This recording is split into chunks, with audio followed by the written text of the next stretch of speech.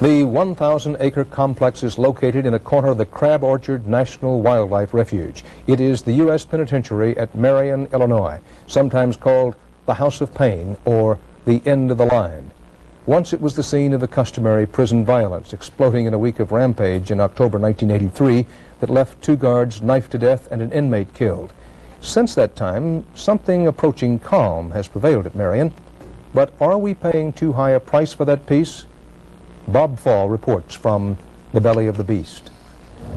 This is America's toughest prison, for what the U.S. Bureau of Prisons calls the worst of the worst. Now we have all our rotten apples in one barrel. In this barrel, most of those apples are kept in virtual solitary confinement, lockdown, in tiny 6 by 9-foot cells, 23 hours a day. Alienate them. That's the #1 goal. Alienate them. Make them feel forgotten, abandoned by the people on the street, society, their family, their friends. Where else in the world is there a place that people are locked up for 4 years straight, 23 hours a day? For almost 300 men in Marion's lockdown, there is no work, no group activity, no church.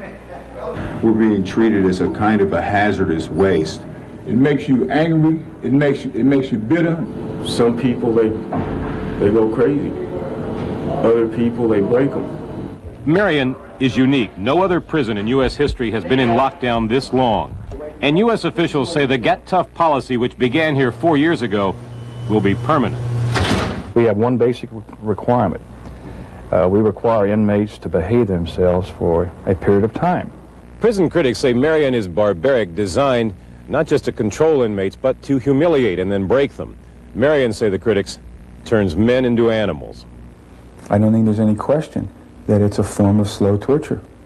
Marion is a mind control prison where your human spirit is not meant to survive. Your human spirit is meant to be broken. Prison rules, for example. Officials say if inmates conform, they can return to other prisons.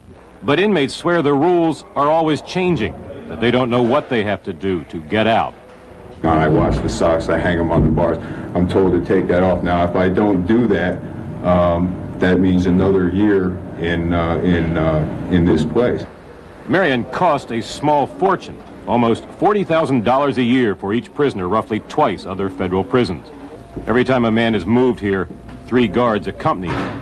To keep weapons and drugs out, inmates who come back from court appearances have body cavities examined by X-ray or by hand.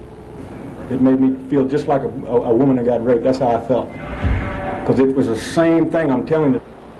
Prison officials insist that Marion is essential, that it makes prisoners elsewhere toe the line so they won't get sent here.